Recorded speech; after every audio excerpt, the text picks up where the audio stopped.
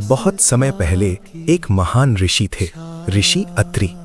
उनकी पत्नी थी अनसुया, जो अपनी पतिव्रता धर्म और तपस्या के लिए पूरे संसार में प्रसिद्ध थीं। अनसुया इतनी पवित्र और तपस्विनी थीं कि देवताओं तक में उनकी महिमा की चर्चा होती थी। एक दिन नारद ने ब्रह्मा, विष्णु और शिव की पत्नियों यानी सरस्वती, लक्ष्मी, पार्वती से अनसुया की महानता का वर्णन किया। ये सुनकर देवियों के मन में जिज्ञासा और थोड़ी ईर्ष्या उत्पन्न हुई। उन्होंने अपने अपने पतियों से कहा कि अनसुया की परीक्षा ली जाए। त्रिदेव साधु का वेश धारण करके अनसुया के आश्रम में पहुंचे। अनसुया ने उनका आदर सत्कार किया।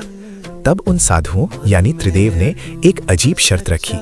हम भोजन तभी करेंगे जब तुम हमें निर्वस्त्र होकर भोजन कराओगी। ये सुनकर अनसुया धर्म संकट में पड़ गई। एक ओर अतिथि धर्म, दूसरी ओर पतिव्रता धर्म। अनसुया ने अपनी तपस्या की शक्ति से उन तीनों साधुओं पर जल छिड़का और उन्हें छोटे छोटे बच्चों में बदल दिया। अब वे बिना किसी दोष के उन्हें प्रेम से भोजन करा सकती थीं।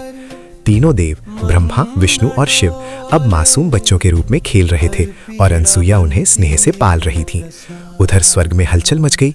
देवियों को अपनी गलती का एहसास हुआ। देवियां अनसुया के पास आईं और क्षमा मांगी।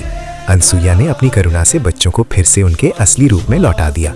त्रिदेव अनसुया की भक्ति और पवित्रता से अत्यंत प्रसन्न हुए और उन्हें आशीर्वाद दिया। कहा जाता है कि उनके आशीर्वाद से ही दत्तात्रेय का जन्म हुआ, जो तीनों देवों का अंश माने जाते हैं।